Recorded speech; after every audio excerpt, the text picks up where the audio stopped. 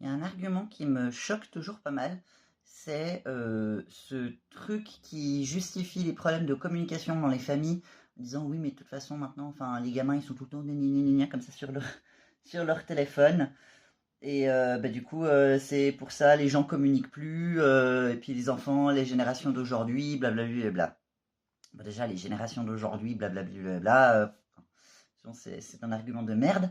Mais cet argument de...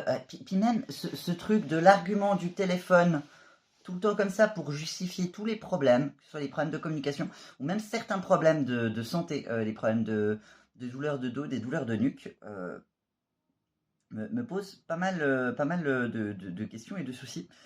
Parce que moi, quand j'étais ado, il y avait déjà des téléphones portables.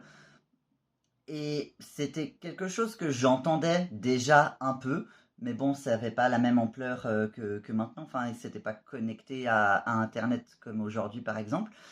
Par contre, je sais que techniquement, quand la télé est arrivée, tout le temps les gens, ils étaient en mode oh bah maintenant les gens ils communiquent plus, ils sont scotchés sur leur écran comme ça et tout. Alors que après bah ça a été complètement banalisé.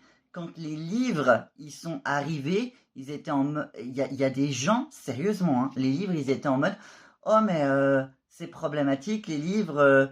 Les gens après ils communiquent plus, ils sont tout le temps le nez dans leurs bouquins.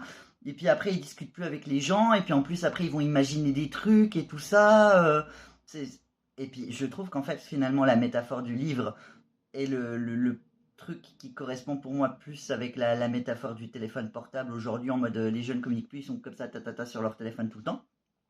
Parce que tu es dans la même position, tu es coincé comme ça, et tu peux potentiellement chercher le même type d'information, le même type de truc. Alors après, ça dépend ce que tu fais sur ton téléphone. Si tu fais sur les jeux vidéo, effectivement, t'as pas un côté jeu vidéo avec le livre. Mais si tu veux chercher des informations scientifiques, tu veux chercher des informations médicales, tu veux lire un roman, tu veux chercher quelque chose de fantastique, tu veux voir des images, des trucs comme... Tu peux avoir la même chose avec un livre qu'avec le téléphone.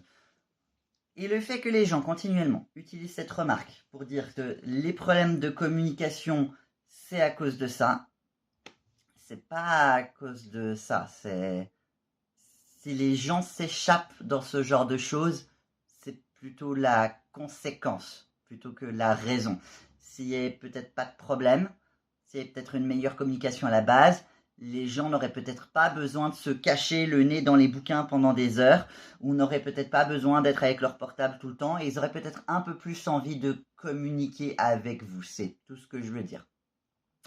Ça, plus l'argument que j'ai sorti à ma thérapeute en mode non, avant de toute façon en termes de communication, c'est clair que ça allait vachement mieux. Ils se prenaient deux claques et puis de toute façon ils pouvaient pas ouvrir leur gueule.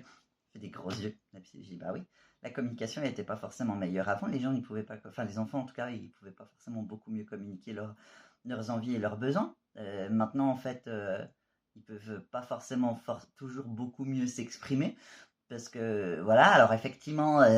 La maltraitance physique, elle est punie légalement. Donc les parents, ils vont réfléchir peut-être à deux fois avant de foutre une claque à un gamin. Mais ça reste quand même des environnements qui peuvent être violents physiquement, verbalement, psychologiquement, ce genre de choses. Et quand l'enfant, bah, du coup, il peut s'échapper de tout ça, et bah, du coup, qu'il prenne son téléphone et qu'il pianote dessus, ou qu'il va prendre un bouquin, ou qu'il va s'échapper chez les copains, ce genre de choses, ça me semble logique. C'est conséquence, pas la cause. Voilà, c'est tout. Qu'est-ce que t'en penses, Triskel? Il n'a pas de téléphone portable et il n'a pas de livre. Je pense que ça va, la communication, ça veut dire.